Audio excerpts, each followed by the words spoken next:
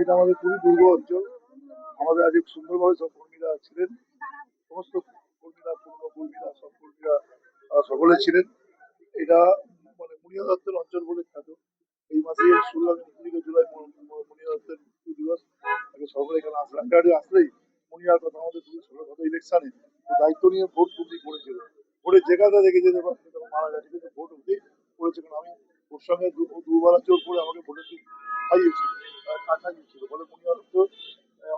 আমরা সকলে মিলে যে এখানে কবিতার নেতৃত্বে, আমাদের জয়দেব কর্মকার, জয়দেব ধরে নেতৃত্বে আমরা এখানে সমস্ত জায়গাটা মানে বিষয়টা করলাম। হাত পাও আমার কোথায় পাবো সাজিয়ে গুছিয়ে আমরা করছি। মানুষের দেখেছে সারা মানুষ সেখানে বিষয়টা গেছে, এখানে অব্দি আমরা শেষ করলাম শৃঙ্খলাবদ্ধ ভাবে সবাইকে, সবাইকে।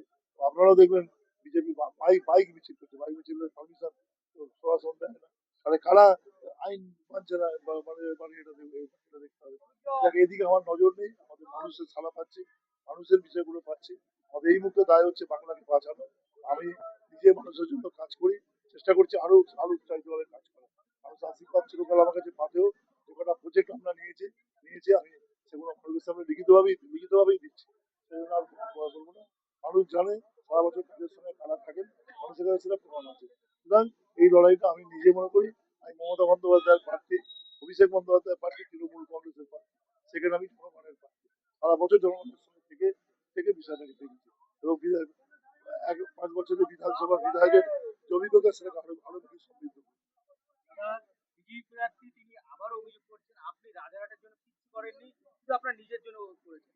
এবং আরেকটা প্রশ্ন হচ্ছে, প্রধানমন্ত্রী মোদী আজকে এই বঙ্গে দাঁড়িয়ে বলছে তৃণমূলের যারা গুন্ডামি করছে বা যারা করছে তাদের চুন চুনতে ক্ষমতা আসার পর হিসাব নেওয়া হবে, কি বলবেন?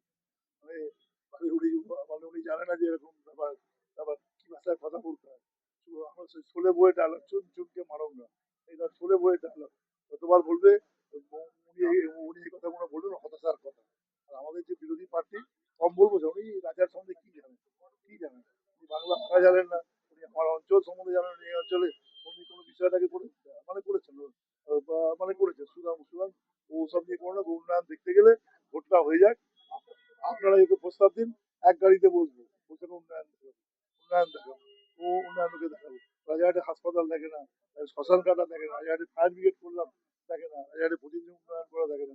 আর যে উন্নয়ন করে বলবো ও শুনলে ও নরেন্দ্র মোদী সে কাছে গিয়ে গিয়ে বিষয়টাকে মানে করতে হবে। প্রতিদিন গরিব মানুষের কিভাবে উন্নয়ন করি মানুষ তা জানে, আমার লিখিত ভাবেই থাকবে। হয়তো ওর কথা কম বলা যায় যথেষ্ট, বা ভালো ওকে ও হয়তো বিষয়টাকে করেছেন। ও আগে দিলীপ দাস স্ত্রীর প্রশ্নের জবাব দিক, তারপর আমরা